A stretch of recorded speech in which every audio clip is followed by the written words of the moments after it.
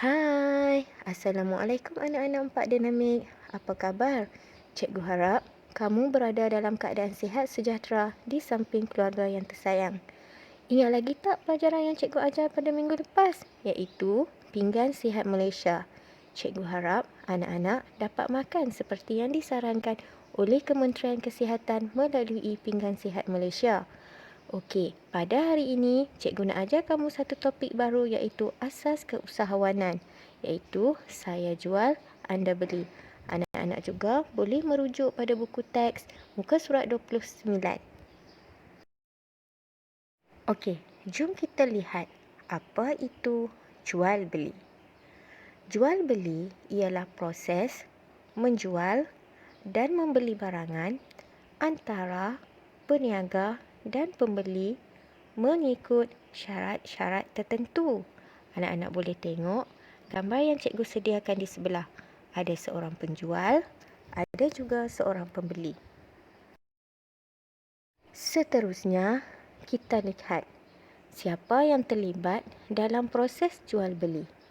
Proses jual beli melibatkan dua individu, iaitu seorang penjual dan juga seorang pembeli. Barulah berlaku urusan jual beli. Hai, masih dengan cikgu ke? Okey, tarik nafas, hembus. Tarik nafas, hembus. Seterusnya, kita lihat pula adab yang sepatutnya ada bagi seorang penjual dan juga pembeli. Nak jual, nak beli pun mesti ada adab supaya berlakunya proses jual beli itu dengan keadaan yang baik. Okey dah, jom kita sambung ya. Sekarang, cikgu akan ajar anak-anak tentang adab seorang penjual. Di sini, cikgu senaraikan 6 adab yang perlu ada pada diri seorang penjual. Yang pertama ialah seorang penjual mestilah bersikap ikhlas, jujur dan amanah dalam menjual hasil jualan. Yang kedua, seorang penjual juga perlu sabar dengan sikap pelanggan. Yang ketiga, seorang penjual perlu menggunakan bahasa yang sopan semasa melakukan urusan jual beli. Yang keempat, penjual tidak boleh menipu pelanggan. Yang seterusnya, penjual mestilah sentiasa bermanis muka supaya pembeli akan merasa selesa semasa membuat urusan jual beli. Yang terakhir ialah seorang penjual semestinya memberi layanan yang baik semasa pembeli datang membeli barangan di kedai. Seterusnya, kita lihat pula adab-adab yang perlu ada bagi seorang pembeli.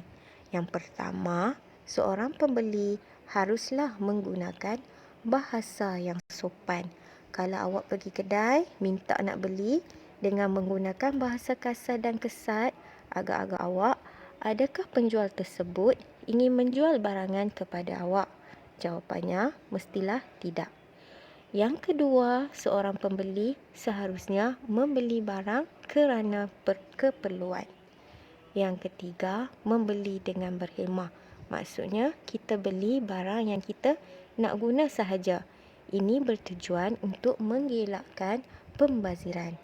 Yang terakhir, sebagai seorang yang mempunyai nilai-nilai murni yang tinggi, kita seharusnya mengucapkan terima kasih setelah selesai urusan jual beli. Itulah adab-adab yang perlu ada bagi seorang pembeli. Cikgu harap kamu boleh faham pelajaran yang cikgu kongsikan pada hari ini, iaitu asas keusahawanan. Anak-anak boleh ingat adab seorang penjual dan seorang pembeli yang cikgu ajar sebentar tadi supaya urusan jual beli berlaku dalam keadaan harmoni dan tenang. Okey, jumpa lagi pada kelas minggu hadapan. Jangan lupa salin nota dan jawab soalan yang cikgu sediakan. Bye. Selamat berehat dan selamat bercuti anak-anak.